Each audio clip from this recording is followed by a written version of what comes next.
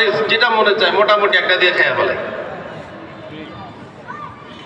তাহলে মালিকানার মধ্যে পাওয়ার আছে, আমার বাড়িতে আমার স্বাধীনতা আছে, আপ্যায়ন কম কিন্তু আমার স্বাধীনতা আছে। কি বলেন? আমার বাড়িতে আমার কি আছে?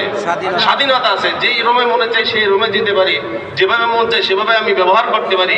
আমার এই জায়গা আমার বাড়ি ব্যবহার করার ক্ষেত্রে আমার কোনো সংকোচ থাকে না, দ্বিধা থাকে না। কিন্তু আমি যখন আপনার বাড়িতে যাব, মেহমানদারি আপ্যায়ন করবেন ঠিক, কিন্তু আমি স্বাধীনতা ভোগ করতে পারবো না। যেখানে মন চাই সেখানে যেতে পারবো না।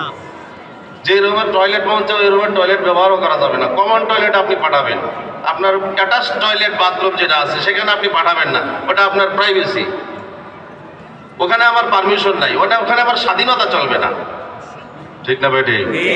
তাহলে আমরা বুঝলাম সংক্ষেপে এই কথা, মালিকানার মধ্যে স্বাধীনতা আছে, পাওয়ার আছে, আর মেহমানদারির মধ্যে আপ্যায়ন আছে কিন্তু স্বাধীনতা কম।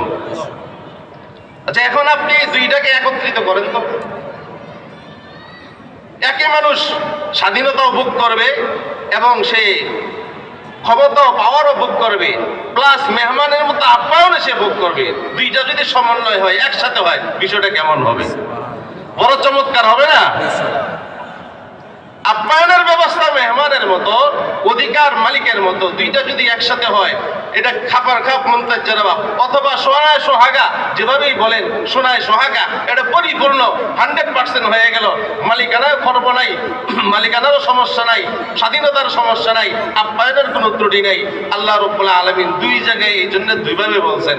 এক জায়গায় বলছেন যে ইমানদার নেক আমলকারীদের জন্য জান্নাতুল ফেরদাউস হলো মেহমানখানা, যে মেহমান হিসেবে তারা আপ্যায়ন পাবে। আর সূরা মুমিনুনও বলেন তারা জান্নাতুল ফেরদাউসের মালিক, অর্থাৎ তারা মালিকের মতো স্বাধীনতা ভোগ করবে।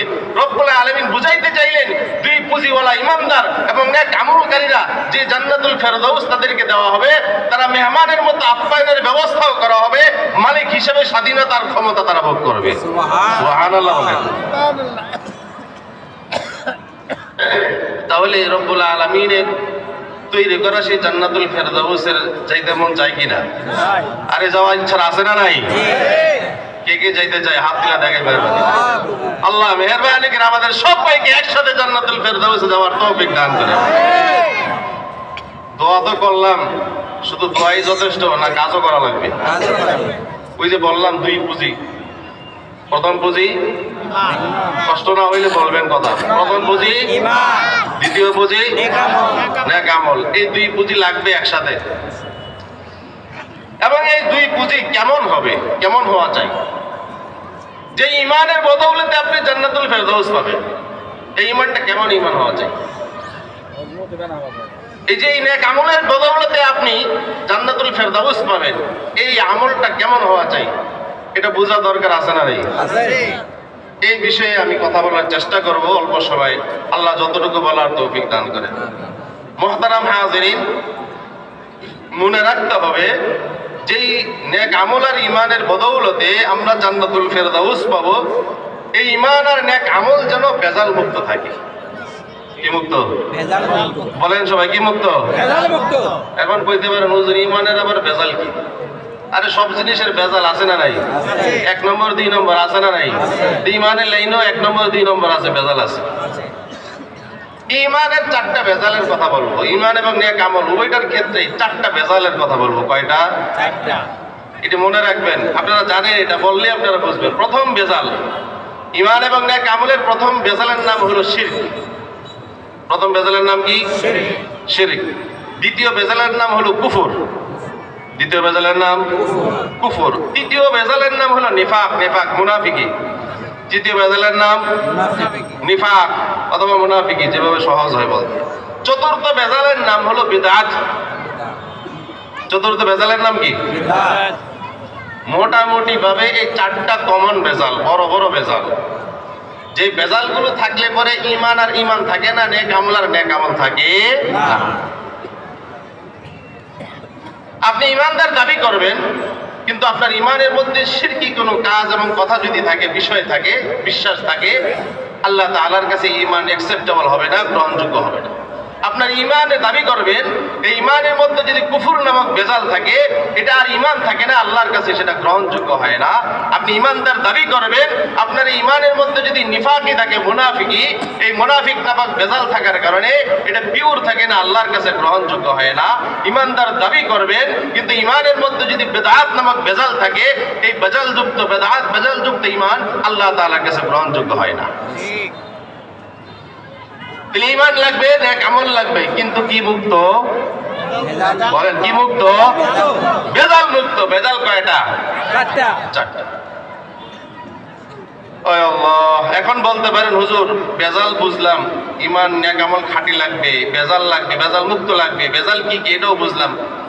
দুনিয়াতে কি বেজাল মুক্ত কোনো ইমান নেক আমলের উদাহরণ আছে কিনা, কোনো ফর্মুলা, কোনো কি বলে অবকাঠামো উদাহরণ আমাদের সামনে আছে কিনা, কোনো মডেল আছে কিনা? যদি থাকে আমাদের সামনে পেশ করলে ভালো হয়। আপনাদের চাহিদা যদি এমন হয়, তাহলে আমি আপনাদের সামনে বেজাল মুক্ত ইমানের মডেল, বেজাল মুক্ত আমলের মডেল আমি আপনাদের সামনে পেশ করতে পারবো ইনশাআল্লাহ। কোরআনে মাজিদে আল্লাহ রাব্বুল আলামিন সূরাতুল বাকারার মধ্যে বেজাল মুক্ত ইমানের মডেল আমাদের সামনে পেশ করছেন। আলহামদুলিল্লাহ বলেন। আলহামদুলিল্লাহ। আল্লাহ তাআলা বলেন, فَإِنْ آمَنُوا بِمِثْلِ مَا آمَنْتُمْ بِهِ فَقَدِ اهْتَدَوْا।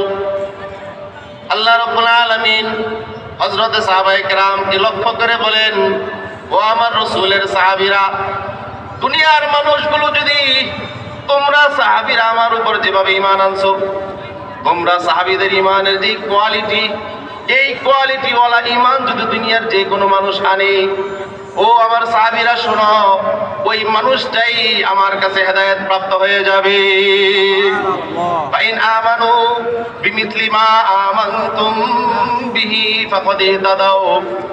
ও আমার রাসূলের সাহাবীরা, তোমাদের মতো বেজাল মুক্ত ঈমান যারা আনবে, তোমাদের ঈমানটা বেজাল মুক্ত, তোমাদের ঈমানের মধ্যে শিরক নামক বেজাল নাই, তোমাদের ঈমানের মধ্যে কুফর নামক বেজাল নাই, তোমাদের ঈমানের মধ্যে নিফাক নামক বেজাল নাই, তোমাদের ঈমানের মধ্যে বেদাত নামক বেজাল নাই, বেজাল মুক্ত পিওর ঈমানের অধিকারী হলে তোমরা।